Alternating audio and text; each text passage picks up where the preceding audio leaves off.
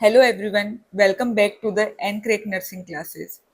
जैसा कि previous class में हम डील कर रहे थे पीवाईक्यूज रिगार्डिंग साइकेट्रिक नर्सिंग को, आज उसी को हम कंटिन्यूएशन में डील करेंगे। So PYQs of psychiatric nursing part fifth. So question number 1 है, a rare condition in which separate personality exist in the same person is called. Simple question है, direct hitting question है। Question पूछ रहा है कि किसी person के अंदर सेपरेट पर्सनालिटीज यानी more than one personality exist करना। इस टर्म को हम क्या बोलेंगे? फर्स्ट है डिसोसिएटिव आइडेंटिटी डिसऑर्डर, सेकंड है डिल्यूजन, थर्ड है सिजोफ्रेनिया एंड डी है सोमेटोफॉर्म डिसऑर्डर। डायरेक्ट क्वेश्चन है, more than one personality exist करना। ये मोर देन वन से ज्यादा भी हो सकती है।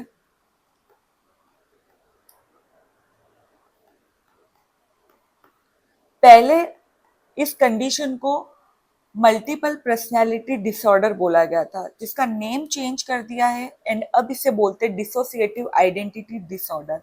तो ऑप्शन ए इसका करेक्ट आंसर है। बेसिकली पेशेंट के अंदर कोई ट्रिगर फैक्टर्स होते हैं जो उसको स्विच कर देते हैं अनदर पर्सनालिटी में। स्विचिंग का रीजन है कोई पास्ट की एंजाइटी हो, कोई ट्रॉमेटिक इवेंट हो,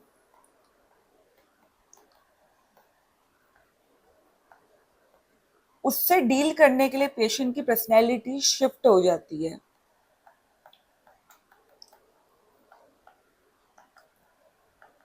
आपने एक मूवी देख रखी होगी साउथ इंडियन, अपरिचित, वो इसी के बेस्ड पे है। एंड मोर देन 31 पर्सनैलिटीज के डिसऑर्डर देखने हैं तो आपको मूवी स्प्लिट देखनी चाहिए। देन आपका बहुत क्लियर होगा कॉन्सेप्ट कि डिसोसिएटिव आइडेंटिटी डिसऑर्डर्स क्या होते हैं। सम टाइम एक होस्ट पर्सनैलिटी होता है जिसको पता होता है कि उसके अंदर कितनी पर्सनैलिटी एग्जिस्ट करती है। एंड सम टाइम ये भी देखा गया है कि जितनी भी पर्सनैलिटी है उनका एक दूसरे से कोई भी लिंकअप नहीं होता है। पर्सन ना होस्ट, किसी को आइडिया नहीं होता है कि उसके अंदर कितने लोग एग्जिस्ट कर रहे हैं। अब अनदर ऑप्शंस को डील करते हैं। डिल्यूजन। डिल्यूजन सबको पता है, false fixed unshakable belief. False fixed unshakable belief यानी कि जो पेशेंट ने सोच लिया है आप उसको कभी चेंज नहीं कर सकते हो। अगर उसने सोच लिया, ये मेनली हमें सीजोफ्रेनिया, पैरानोइड सीजोफ्रेनिया के पेशेंट में मेनली देखने को मिलता है। अगर उस पेशेंट ने सोच लिया है कि कोई मेरे बारे में गलत बात कर रहा है, आप उसको कितना भी एक्सप्लेन कर लो उसे नहीं समझ में आएगा।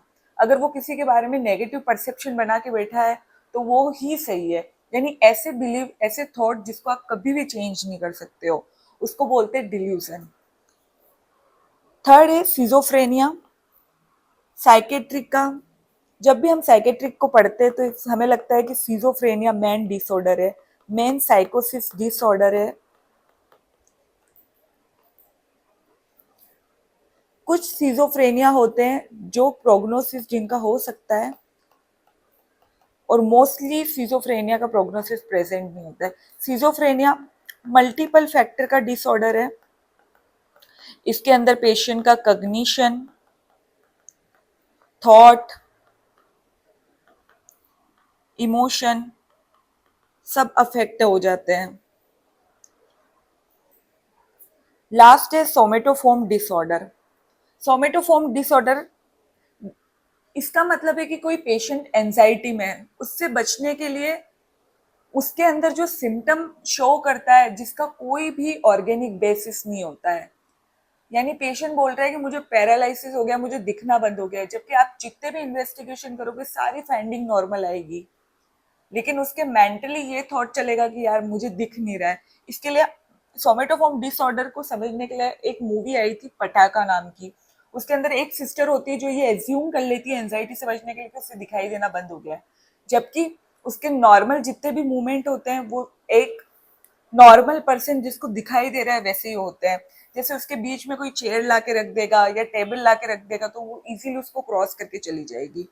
कोई ऑर्गेनिक बेस नहीं होता है सोमेटोफोम डिसऑर्डर का, लेकिन पेशेंट को ऐसे लगता है कि उसके अंदर सिम्टम प्रेजेंट है।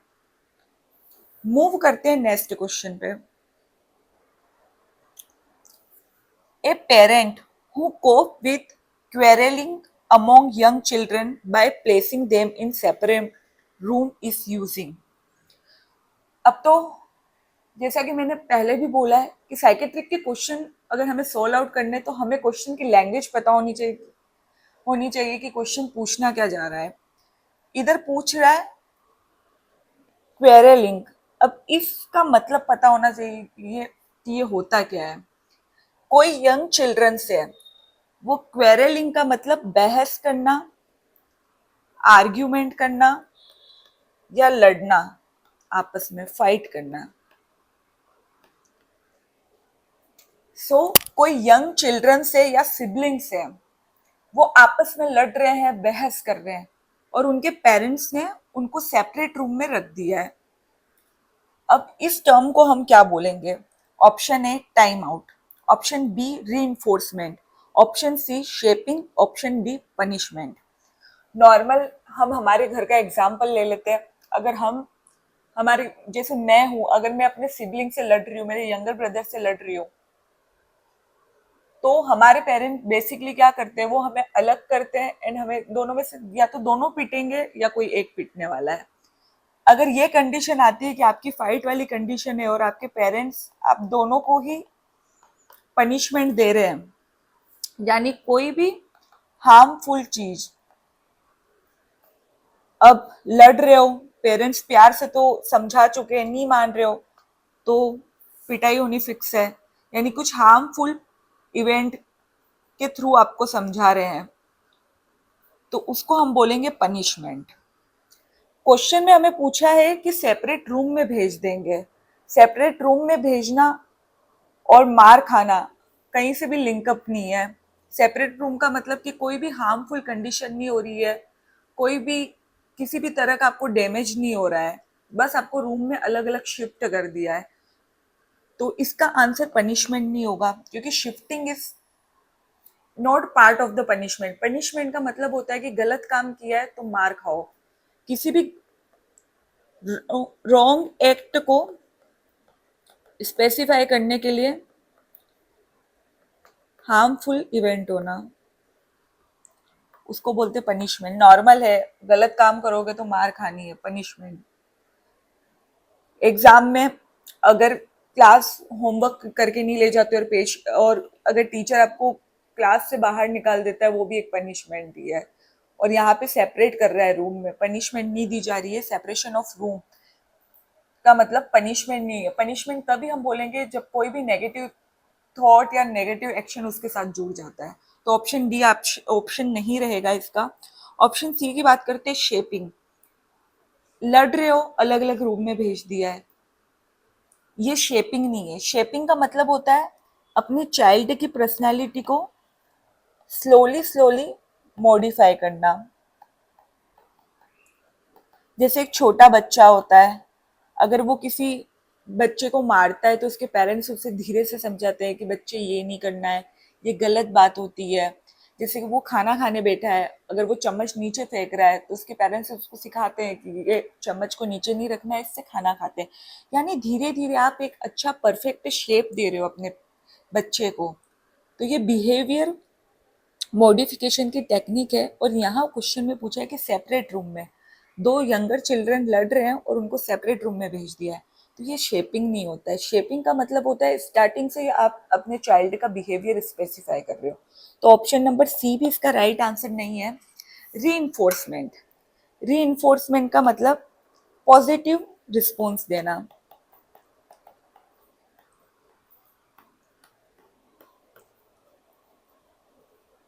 रिवॉर्ड देना। अगर कोई चाइल्ड है वो क्लास में फर्स्ट आया है तो ऐसे रिवॉर्ड उसके पेरेंट्स उसे चॉकलेट या फिर उसका जो भी पर्सनल डिमांड है वो कंप्लीट करते हैं।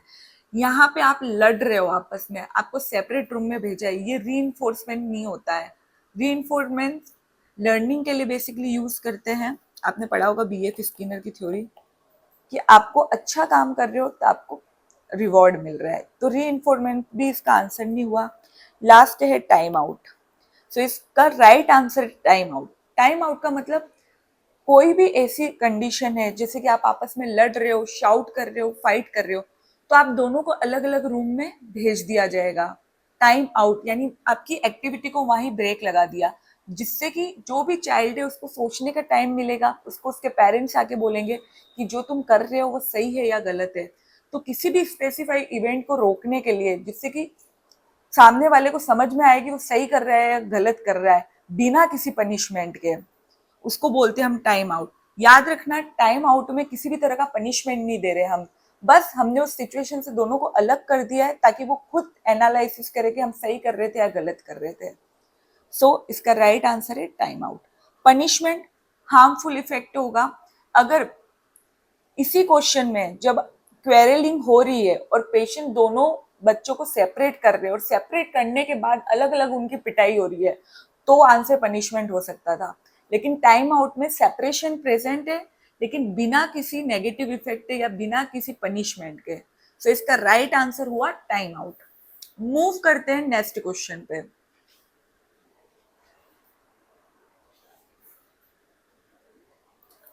A nurse entered the room of a patient with a cognitive impairment disorder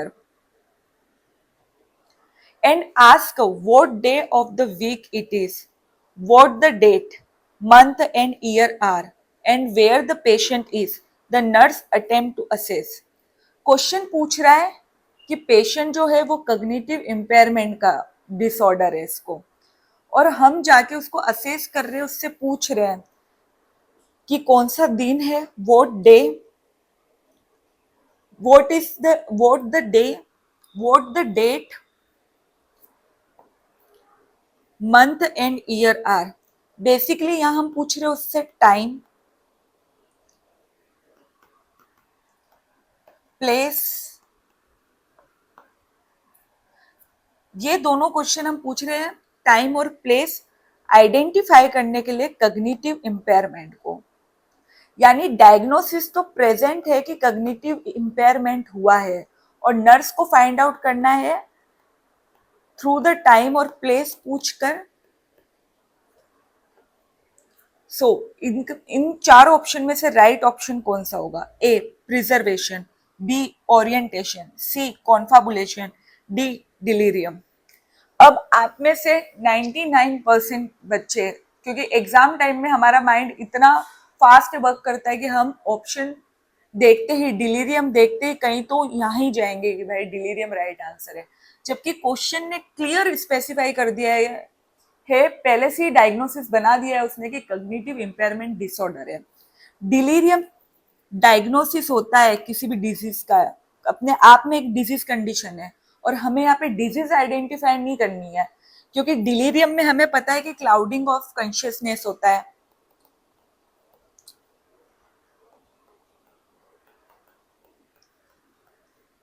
सो 99 लोग तो यहाँ ही चले जाएंगे, अरे क्वेश्चन में क्या पूछ रहा है, डे, वीक और डेट। सो ये डिलीरियम के बारे में पूछ रहा है क्योंकि क्लाउडिंग ऑफ कॉन्शियसनेस प्रेजेंट होती है, लेकिन ऐसा नहीं है। डिलीरियम एक डायग्नोसिस है और नर्स को करना है असेस। असेस करना है मींस नर्स चेक करेगी ओरिएंटेशन। अगर यहाँ पे डिजीज के बारे में पूछा जाता तब हम डिलीरियम करते हैं, लेकिन यहाँ पे असेस करना है हमें cognitive impairment disorder. So nurse उससे पूछेगी टाइम, प्लेस, पर्सन। बट यहाँ पे दो चीजें पूछ रही है नर्स कि आज कौन सा डे है, कौन सा वीक है, डे का डेट क्या है आज, ईयर कौन सा चल रहा है। मीन्स जो नर्स है वो उसका ओरिएंटेशन असेस कर रही है कि पेशेंट कितना ओरिएंटेड है टाइम को लेके, प्लेस को लेके, पर्सन को लेके। उसके बेसिस पे हम वो आगे फर्दर डिवाइड करेगी कि कॉग्निटिव इम्पेयरमेंट डिसऑर्डर में भी कौन सा डिसऑर्डर देखा गया है। सबसे पहले याद रखना, अगर ऐसे कोई भी क्वेश्चन आते हैं तो हमें पता होना चाहिए कि मेडिकल डायग्नोसिस जो भी होते हैं वो नर्सेस का वर्क नहीं है।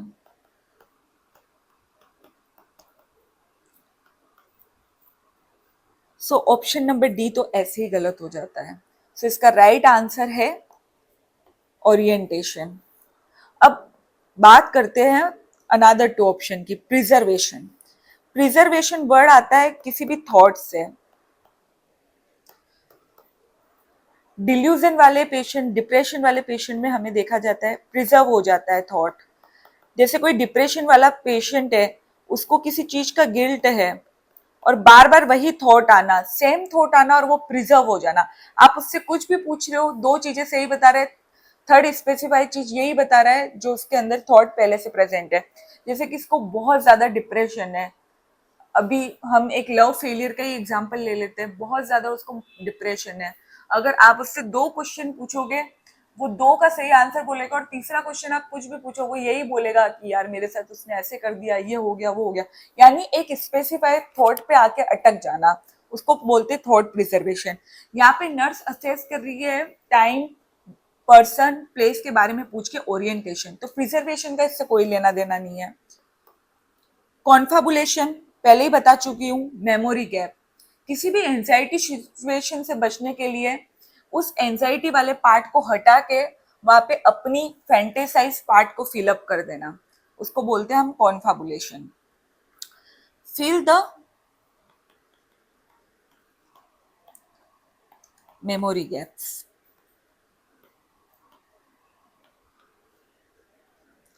इसके लिए एक मूवी आई थी संडे, उसे आप वॉच करना, जिसके अंदर वो उसकी लाइफ का जो भी एंशियस एक दिन होता है वो उसको ही भूल जाती है।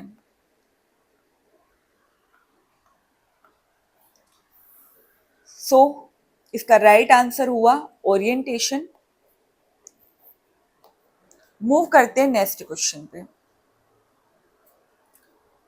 False sensory perception with no basis in the reality are known as. Direct question है, कोई सेंसरी परसेप्शन हुआ है जो वहां प्रेजेंट ही नहीं है। सो ऑप्शन है delusion, illusion, hallucination, loose association. Right answer है हेलुसिनेशन, डायरेक्ट हिटिंग क्वेश्चन है। बात करते हैं एग्जाम्पल के थ्रू इसकी। हेलुसिनेशन, हेलुसिनेशन और इल्यूजन दोनों अपोजिट है, दोनों ही परसेप्शन का डिसऑर्डर है।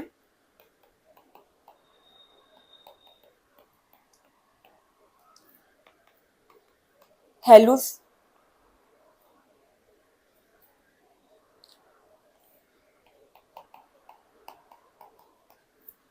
और दूसरा है इल्यूजन। हेलुसिनेशन का मतलब कोई भी परसेप्शन होना, परसेप्शन का मतलब या तो वो चीज उसको दिख रही है, या हियरिंग के थ्रू सुनाई दे रही है, या वो फील कर रहा है अपनी बॉडी पे। ये होता है परसेप्शन, देखना, सुनना, फील करना। तो इसके अंदर जो भी परसेप्शन हो रहा है, या कोई भी पेशेंट को कोई चीज दिख रही है या सुनाई दे रही है, लेकिन इन नॉर्मल लाइफ वो वहां प्रेजेंट ही नहीं है, उसका एग्जिस्टेंस ही नहीं है,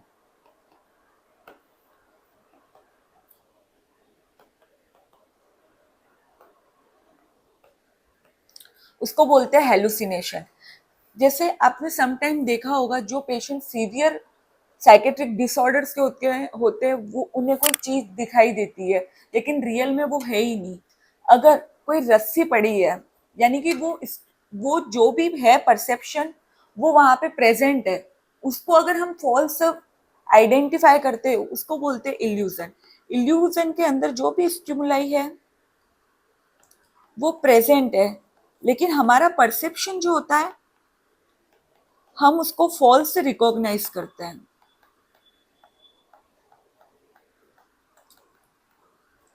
ये नॉर्मल हमारे साथ कभी ना कभी हुआ है। सो यही है, इल्यूजन के अंदर जो भी परसेप्शन वाली थिंग है हम उसको रॉन्ग परसीव करते हैं, और हेलुसिनेशन में वो स्टिमुलाई प्रेजेंट ही नहीं है, ये हमारे माइंड सेटअप में बैठ गया और हम उसको आइडेंटिफाई करते हैं। इसके लिए हमने एक मूवी देखी थी जो कि मुन्ना भाई पार्ट 2 या ऐसा ही कुछ है, जिसके अंदर जो भी संजय दत्त होता है उसको एक गांधी जी की पर्सनैलिटी दिखती है, जबकि वो वहां एग्जिस्ट ही नहीं करती है, वो सिर्फ उसे ही दिखती है। तो इसका मतलब है हेलुसिनेशन। स्टिमुलाई का प्रेजेंट नहीं होना, किसी थिंग का प्रेजेंट नहीं होना, लेकिन हमें परसीव हो रहा है कि वो वहाँ प्रेजेंट है, या हमें किसी चीज का सुनाई देना। समटाइम कोई चीज है ही नहीं लेकिन हमें फिर भी उसकी आवाज आ रही है, ये सब आता है हेलुसिनेशन में। इल्यूजन नॉर्मल ही है, नॉर्मल एग्जाम्पल, कोई रस्सी पड़ी है उसको सांप समझ लेना, पेन पड़ा है उसको फ्लावर समझ लेना दूर से देखते हुए, तो रॉन्ग एंस्यूम करना इल्यूजन है। और वहां कोई ऑर्गेनिक बेस ही नहीं है चीज का, और वह उसी पेशेंट को दिख रहा है, उसका मतलब है हेलुसिनेशन। क्वेश्चन में यही बोला है, false sensory perception with no basis in reality, present ही नहीं है वो रियलिटी में। सो इसका राइट आंसर है हेलुसिनेशन। इल्यूजन समझ में आ गया,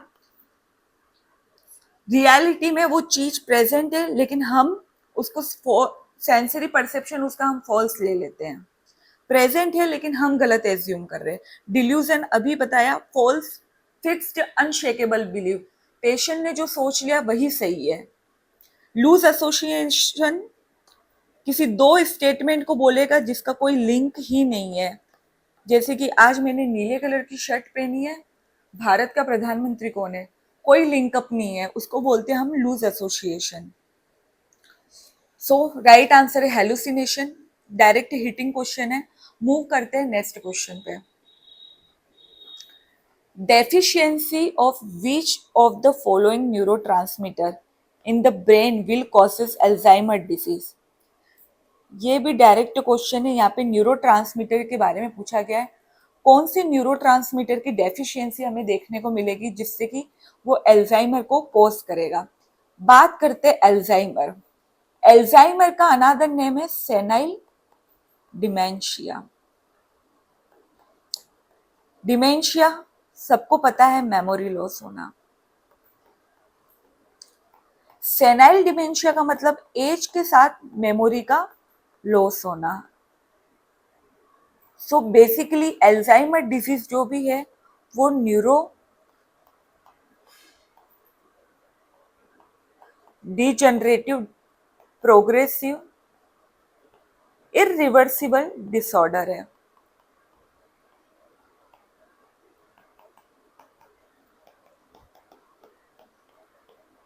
इसके अंदर जैसे जैसे एज बढ़ेगी वैसे वैसे मेमोरी लॉसिंग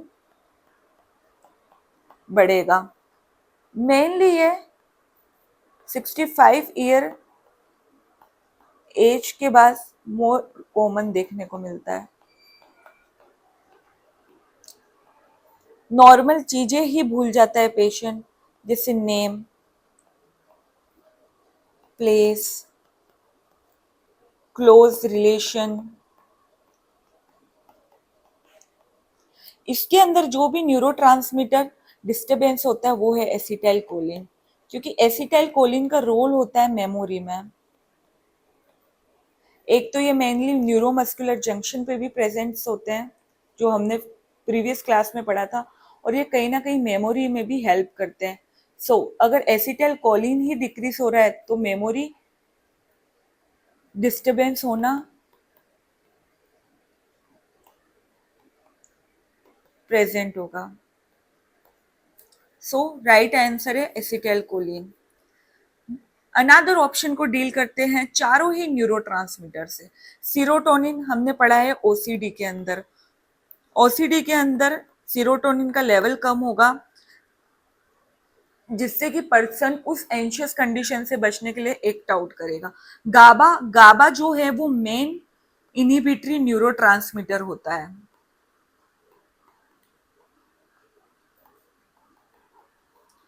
इसकी कमी से हमें देखने को मिलता है एंजाइटी। और डोपामिन लविंग हार्मोन है, एक्साइटेटरी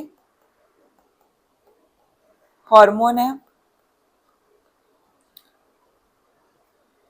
हार्मोन भी बोल सकते हैं एंड न्यूरोट्रांसमीटर भी बोल सकते हैं इसको। बेसिकली इसका अनदर नेम होता है लविंग हार्मोन। और जितने भी हम वो कहते हैं ना एक्साइटमेंट होके जितने भी वर्कआउट करते हैं वो सब डोपामिन है। और आपको पता है कि मेन हमारा साइकेट्रिक का डिसऑर्डर सिजोफ्रेनिया, उसमें कहीं ना कहीं डोपामिन डेफिशिएंसी देखने को मिलती है। सो इसका राइट आंसर है acetyl choline. Mainly Alzheimer disease में डिक्रीज देखने को मिलता है। सीरोटोनिन नाम आएगा यानी वो ओसीडी की बात हो रही है। गाबा मेन इनहिबिटरी न्यूरोट्रांसमीटर है, एंजाइटी में कम देखने को मिलेगा। और डोपामिन जितने भी एक्साइटेटरी, हम जितना भी अच्छे वाले काम करते जैसे कि हमारा सिलेक्शन हो गया नॉर्थ सेट में, हमें एम्स अलॉटमेंट हो गई है, तो जो ज्वाइनिंग के लिए हम जाएंगे, जब हमारी बॉडी के अंदर वो अलग एक्साइटमेंट रहेगी, वो होता है डोपामिन की वजह से। ये जितना भी हमें किसी से अट्रैक्शन होना, ये होना, यानी कि जितनी भी अच्छी चीजें जो होती है, जो हमें पुश करती है उस काम को करने के लिए, वो सारा काम है डोपामिन का। मूव करते हैं नेक्स्ट क्वेश्चन पे। A 75-year-old patient has dementia of the Alzheimer type and confabulate. A nurse should understand that this patient, question पूछ रहा है कि एक पेशेंट है जिसको एल्जाइमर टाइप का डिमेंशिया है, यानी कि मेमोरी लॉस हो रहा है एज के साथ, एंड इस मेमोरी लॉस को बचाने के लिए वो कॉन्फाबुलेशन, जिसका मतलब मैंने बताया था मेमोरी गैप्स को फिलअप करना थ्रू फैंटेसीज या कुछ अपना लॉजिक लगा के, जिससे कि उसको उस मेमोरी की एंजाइटी नहीं हो। तो नर्स अंडरस्टैंड क्या कर रही है, पेशेंट क्या कर रहा है, pretend to be someone else, denial confusion by being jovial, fill in memory gap with fantasy, rationalize various behavior। Direct question है, पेशेंट को डिमेंशिया है अल्जाइमर टाइप का एंड वो कॉन्फाबुलेट कर रहा है। कॉन्फाबुलेट का मतलब पूछा है हमें क्वेश्चन में, यहाँ पे मैंने बता दिया है कॉन्फाबुलेशन का मतलब पूछा है। फिर से मैं रिपीट कर रही हूँ, साइकेट्रिक के कुछ क्वेश्चन ऐसे होते हैं जिसके अंदर हमें बस क्वेश्चन का मतलब पता होना चाहिए, डायरेक्ट आंसर हमें ऑप्शन में मिल जाता है।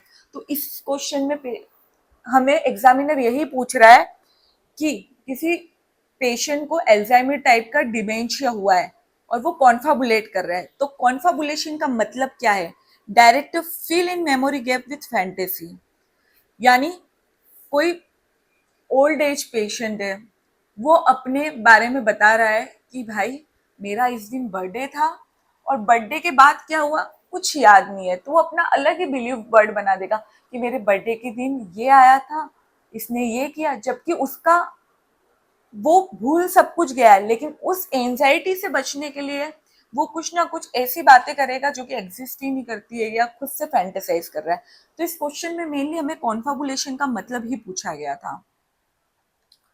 अब option A, pretend to be someone else, इसके अंदर पेशेंट जो है वो मेमोरी गैप को फिल अप कर रहा है, ना कि वो प्रिटेंड कर रहा है कि कोई और प्रेजेंट है यहाँ पे।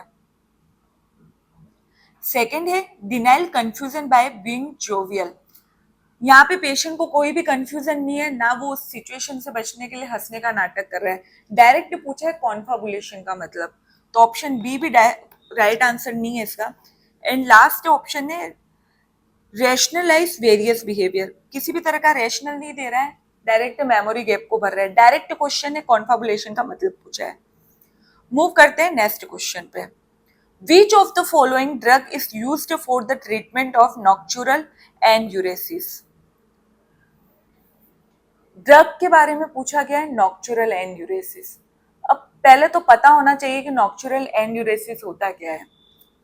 एन्यूरेसिस का मतलब होता है बेड वेटिंग, नॉक्चुरल का मतलब होता है नाइट। कोई बच्चा नाइट टाइम में बेड वेटिंग कर रहा है, उसको प्रिवेंट करने के लिए, उसका ट्रीटमेंट करने के लिए कौन सी ड्रग यूज करते हैं। ऑप्शन ए है इमिप्रामिन, ऑप्शन बी है क्लोरप्रोमाजिन, ऑप्शन सी है ट्रेजेडोन, ऑप्शन डी है सेटालिन। अब नॉक्चुरल एन्यूरेसिस के बारे में पढ़ते हैं थोड़ा सा। एन्यूरेसिस का मतलब होता है बेड वेटिंग, और वो भी हमसे पूछा है नॉक्चुर्नल। नॉक्चुर्नल का मतलब होता है नाइट में। हम एग्जाम्पल के थ्रू समझते हैं। कोई भी चाइल्ड है, वो नाइट टाइम में बेड वेटिंग कर रहा है,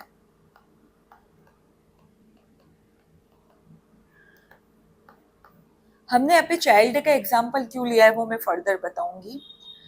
अब बात करते हैं हम स्लीप की। स्लीप साइकिल होती है, बेसिकली हमने स्लीप को दो पार्ट में ऐसे डिवाइड कर रखा है, NREM और REM। NREM का मतलब होता है non rapid eye ball movement,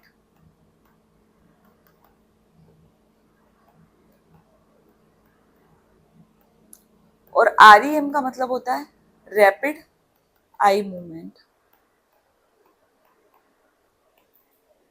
ये मेनली डीप स्लीप्स होती है, बोलते हैं ना गहरी नींद में सोना,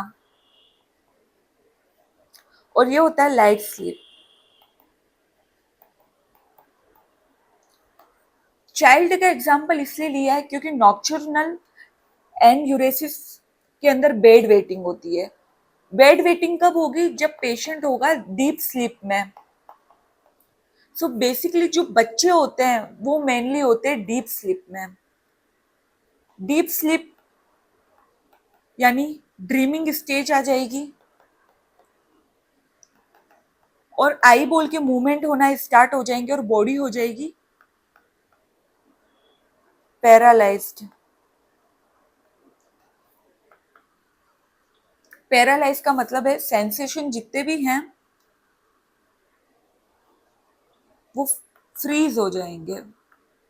यही बात करें non rapid eye ball movement में, लाइट स्लीप बोलेंगे। स्टार्टिंग की जो स्लीप होती है 10 मिनट की, जो कि आगे डील होगी 30 मिनट वगैरह वगैरह में। NREM तीन पार्ट्स होते हैं। इसके अंदर जो क्यों होता है, मसल जितनी भी होती है वो रिलैक्स होती है लेकिन पैरालाइज्ड नहीं होती है। सम टाइम जो भी एडल्ट है, हमें नींद में, जैसे कि हम स्लीपिंग में हैं, लेकिन हमें स्लीपिंग में भी रियलाइज होता है कि हमें वॉशरूम जाना है, यूरिन पास आउट करना है। सो ये होता है। NREM में बॉडी पैरालाइज का मतलब मसल इतनी रिलैक्स हो जाएगी कि मूव ही नहीं करेगा पेशेंट। सो बच्चा यही करता है, डीप स्लीप में होता है, उसकी बॉडी और ड्रीमिंग इतना नेक्स्ट लेवल पे होता है कि उसकी बॉडी इतनी फ्रीज हो जाती है, मसल इतनी रिलैक्स हो जाती है कि उसका ब्लैडर कंट्रोल नहीं होता है। तो ब्लैडर कंट्रोल नहीं होना मेनली NREM में देखा जाता है, और ये REM sleep cycle mainly childish बच्चों में प्रेजेंट होती है। और बेड वेटिंग का मतलब ही है कि मसल का लूज हो जाना। मेनली ये मैंने बताया कि नॉक्चुरल एन्यूरेसिस होता क्या है, यही स्फिंक्टर का कंट्रोल लूज हो जाएगा, पेशेंट का मसल्स पे कंट्रोल नहीं होगा, पैरालाइज्ड हो जाएगा, डीप स्लीप में रहेगा, एंड कोई भी ड्रीमिंग या कुछ भी फेज आता है बेड वेटिंग कर देगा। अब इससे बचने के लिए हम कौन सी ड्रग्स दे सकते हैं? नॉक्चुरल एन्यूरेसिस आई होप करे क्लियर होगा। REM में देखने को बोलेगा मसल कंट्रोल नहीं होता है, जिससे ब्लैडर पे कंट्रोल नहीं होगा और बेड वेट हो जाएगा। मेनली 5 ईयर तक की एज तक हम इसको कॉमन मानेंगे। अगर इसमें रिजॉल्व नहीं होता है देन हम ट्रीटमेंट पे जाएंगे। इसका direct answer imipramine drug of choice है नॉक्चुरल एन्यूरेसिस की। इमिप्रामिन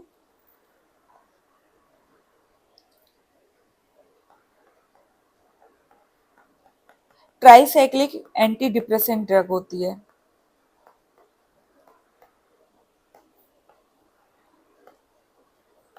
डायरेक्ट आंसर है इमिप्रामिन, ड्रग ऑफ चॉइस है, ट्राइसाइक्लिक एंटी डिप्रेसेंट कैटेगरी की ड्रग होती है, जो कि मसल कंट्रोल पे काम करेगी। पेशेंट का जो भी डीप स्लीप के दौरान उसको जो भी ड्रीमिंग होता है उस पर कंट्रोल करेगी। सेकेंड आता है क्लोरप्रोमाजिन। क्लोरप्रोमाजिन एंटीसाइकोटिक ड्रग्स है, न्यूरोट्रांसमीटर डोपामिन का लेवल बढ़ाएगी। मेनली सिजोफ्रेनिया के पेशेंट में देखा जाता है। ट्रेजाडोन ये भी एंटी डिप्रेसेंट है। मेनली ओसीडी वाले पेशेंट में देखिए देंगे, सॉरी, एंटी डिप्रेसेंट ड्रग है,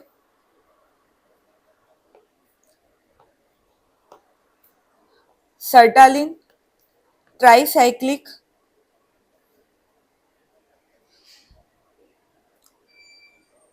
सर्टालिन नाम से क्लियर है, सेलेक्टिव सीरोटोनिन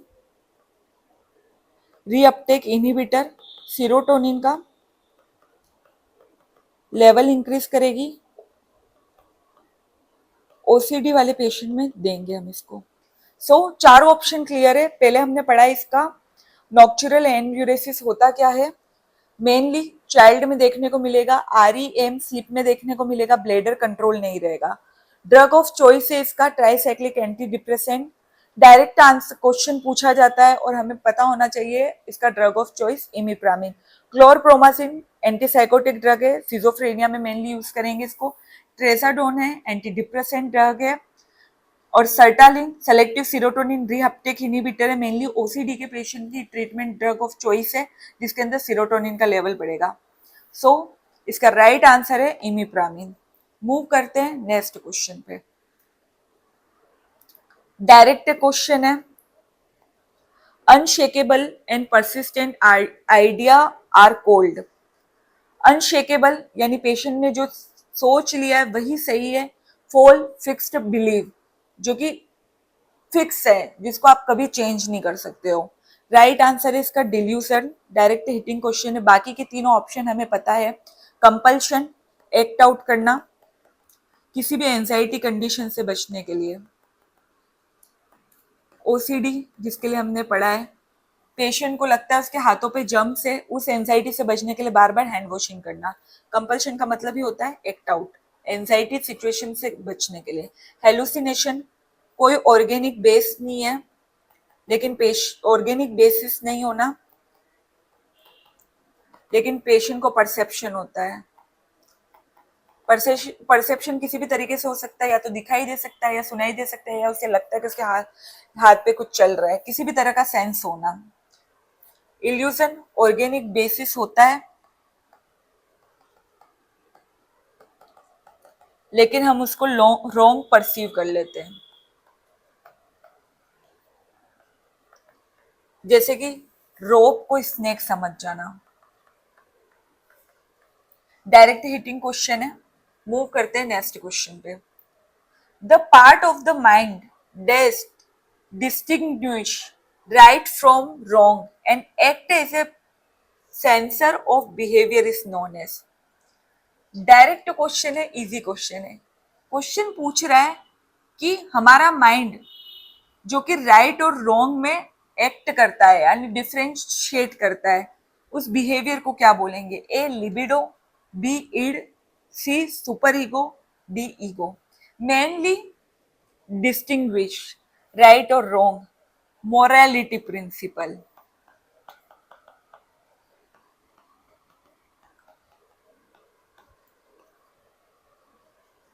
कौन सा वर्ड इसमें बताएगा कि ये सही है या गलत है। राइट आंसर है इसका सुपर ईगो। तीनों फ्रूट ने बताया था, तीनों ब्रेन का एनालिटिक कंडीशन बोलते id, ego, super ego. Id एक एग्जाम्पल के थ्रू समझते हैं। जैसे कि कोई लड़का है, अभी अभी उसका यानी कि अभी अभी उसने किसी को प्रपोज किया है। स्टार्टिंग में जो भी लवर्स होते हैं वो बहुत एक्साइटेड रहते हैं हमेशा ही, उसी के बेसिस पे हम समझते हैं। अब एक लड़का है, वो अपनी गर्लफ्रेंड से मिलने के लिए उसे इंस्टिंक्ट आया, उसका ईड बोल रहा है कि भाई जा, जो होगा देखा जाएगा। उसके घर जाके मिला, बहुत तुझे अगर इतनी याद आ रही है तो। वही उसका ईगो बोलेगा कि नहीं, अगर पकड़ा गया तो पिटाई होनी है। और इसको बैलेंस करने के बीच में आएगा सुपर ईगो।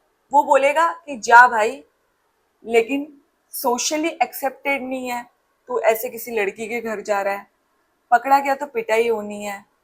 तो इन दोनों के बीच में या तो वो जाने, एक तरफ उसका मन कर रहा है कि भाई मिल के आऊंगा, एक तरफ उसको डर भी लग रहा है कि पकड़ा गया तो क्या करूंगा।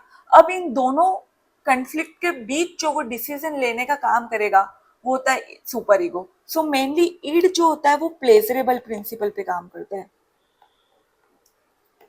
गर्लफ्रेंड से मिलने जाना है, प्लेजर है उसको, एक्साइटमेंट है। ईगो जो है वो रियलिटी बेसिस पे काम करता है।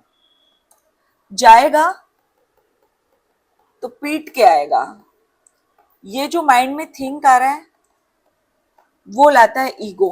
अब इन दोनों को बैलेंस करने वाला जो होता है वो सुपर ईगो।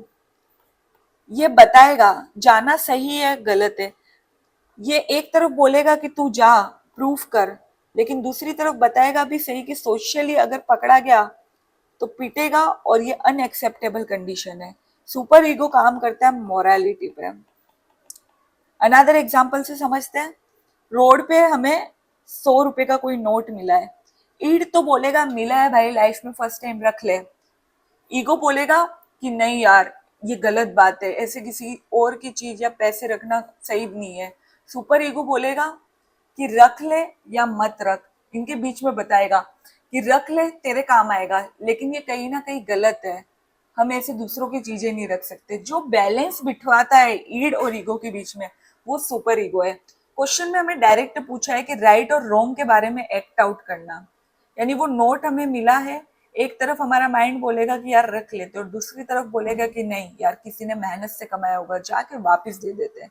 इनके बीच में जो बैलेंस बिठाता है वो सुपर ईगो है। क्वेश्चन डायरेक्ट पूछ रहा है कि राइट और रॉन्ग के बारे में कौन बता रहा है, आंसर राइट होगा यहाँ पे सुपर ईगो। ईड वही प्लेजरेबल, ईगो। ईड जो होता है वो मेनली चाइल्ड में ज्यादा देखने को मिलता है, वो सोचते ही नहीं है कि फ्यूचर क्या है आगे क्या होगा, वो कहते हैं ना अपन जो होगा देखा जाएगा, वो कंडीशन है। ईगो रियलिटी, क्या होने वाला है वो पहले एज्यूम करना कि जो रियलिटी बेसिस पे है, प्रेडिक्शन नहीं होता है यहाँ पे, जो बात है वो हमें समझनी होगी। ईगो रियलिटी बेसिस पे और सुपर ईगो दोनों के बीच बैलेंस बिठाना मोरालिटी प्रिंसिपल पे। तो राइट आंसर है सुपर ईगो। अब एक ऑप्शन रह गया लिबिडो। लिबिडो का मतलब होता है इंक्रीज सेक्सुअल नीड या सेक्सुअल अर्ज का इंक्रीज होना। ये किसी भी तरीके से हो सकता है, कोई प्लेजरेबल इमोशन होना या सेक्सुअली किसी से अट्रैक्ट होना, यानी जितना भी इंक्रीज सेक्सुअल नीड या अर्ज होता है उसको हम लिबिडो बोलेंगे। जितने भी प्लेजरेबल थिंग्स है उसका इंक्रीज हो जाना लिबिडो है। मूव करते हैं नेक्स्ट क्वेश्चन पे। आज की क्लास का ये लास्ट क्वेश्चन है। A patient says to nurse everyone would be better off I was not live. Patient कह रहा है कि सब कुछ ठीक हो जाएगा अगर मैं अलाइव ही नहीं रहूंगा। विच nursing diagnosis would be made based on this statement. एक पेशेंट है वो नर्स को कह रहा है कि सब कुछ ठीक हो जाएगा अगर मैं ही जिंदा नहीं बचूंगा। स्टेटमेंट सुन के ही हमें पता चल रहा है कि पेशेंट है डिप्रेस्ड। स्टेटमेंट सुन के पता चल रहा है कि हेल्पलेस फील कर रहा है, होपलेस फील कर रहा है, वर्थलेस फील कर रहा है। तीनों मेनली डिप्रेशन में देखने को मिलते हैं। अब इस स्टेटमेंट के बेसिस पे नर्सिंग डायग्नोसिस क्या होगा, नर्स की फर्स्ट प्रायोरिटी के बारे में पूछा गया है। ऑप्शन पढ़ते हैं। Risk for self directed violence, B है इनइफेक्टिव कोपिंग, 3 है इम्पेयर्ड सोशल इंटरेक्शन, 4th है disturb thought. Option A risk for self directed violence, patient बोल रहा है कि मैं अगर जिंदा ही नहीं रहा तो सब कुछ ठीक हो जाएगा, यानी वो कहीं ना कहीं इतना डिप्रेस्ड है कि वो सुसाइड भी कर सकता है, सुसाइडल टेंडेंसी है ये प्रेजेंट।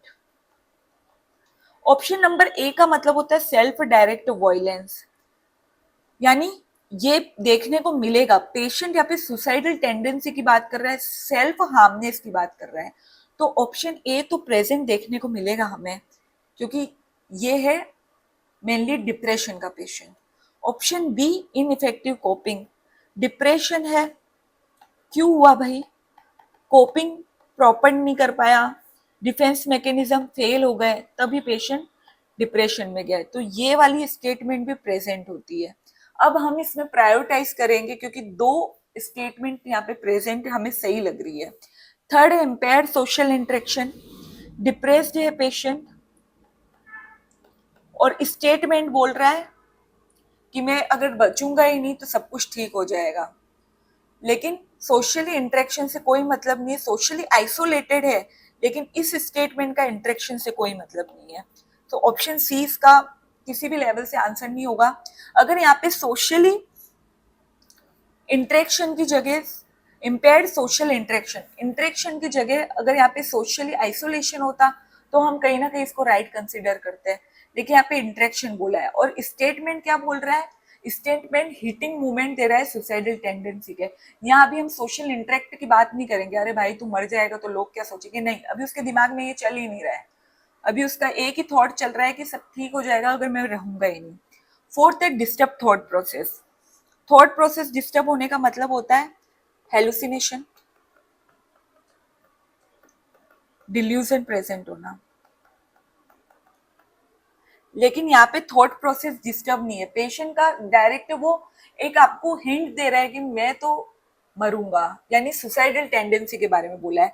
जहाँ पे थॉट प्रोसेस का कोई लेना देना नहीं है, ये आंसर अभी गलत हो जाएगा। थॉट प्रोसेस डिस्टर्ब रहते हैं डिप्रेशन में, लेकिन स्टेटमेंट वेरीफाई नहीं कर रहा है, कोई रिलेशन नहीं बन रहा है, तो सी और डी तो ऑप्शन ही हट गए। अब दो ऑप्शन हमारे पास बचे हैं, risk for self directed violence और इनइफेक्टिव कोपिंग। दोनों प्रेजेंट है। इनइफेक्टिव कोपिंग यानी कोपिंग मैकेनिज्म काम नहीं कर रहा है, तभी पेशेंट बोल रहा है कि मैं तो मर जाऊंगा भाई, अगर मैं मर जाऊंगा तो सारी चीजें सब सही रहेंगी। और फर्स्ट कह रहा है सेल्फ डायरेक्ट वायलेंस, डायरेक्ट इन दोनों में प्रायोरिटाइज करें तो आंसर ए इसका राइट आंसर होगा, क्योंकि ये इसकी फर्स्ट प्रायोरिटी है। हम वहां पे पेशेंट का इनइफेक्टिव कोपिंग मैकेनिज्म को सुधारने नहीं जाएंगे, वहां पे डायरेक्ट उसने हमें एक वर्ड बोल दिया है कि अगर मैं नहीं रहूंगा तो सब ठीक सही हो जाएगा, यानी वायलेंस की बात कर रहा है पेशेंट, सेल्फ हार्म की बात कर रहा है। तो ऐसे नर्स हमारी फर्स्ट प्रायोरिटी होगी पेशेंट को सेल्फ वायलेंस से बचाना, सुसाइडल टेंडेंसी को फिगर आउट करके उसको सॉल्व आउट करना, यानी पेशेंट जो भी ये डिसीजन ले रहा है उससे उसको रोकना। So answer A is correct है। बी फर्दर होगा, अभी रिसेंट सिचुएशन को देख के हमें उसको सुसाइडल टेंडेंसी, उसकी सुसाइड को रोकना है, ना कि उसको ज्ञान देके उसकी कोपिंग मैकेनिज्म को बढ़ाना है। सो राइट आंसर होगा ऑप्शन ए। आज की क्लास का ये लास्ट क्वेश्चन था। आई होप आपको ये क्लास पूरी समझ में आई है एंड आप अपने जो भी फेलो एस्पिरेंट्स है उन तक ये क्लास को शेयर कीजिए, ताकि उन्हें जो भी प्रिपरेशन कर रहे हैं उसमें उन्हें बेनिफिट मिले। एंड आप हमारे एनक्रैक नर्सिंग के ऐप को या वेबसाइट पे जाके लॉग इन करें, वहाँ पे आपको सारी पीवाईक्यूज की क्लासेस फ्री में अवेलेबल है, फ्री में टेस्ट सीरीजेस अवेलेबल है। तो जितना ज़्यादा हो सके आप एनक्रैक की वेबसाइट को लॉग इन करें, इसको अपने एस्पिरेंट के साथ शेयर करें एंड लाइक करें और शेयर करें एनक्रैक को। Thank you.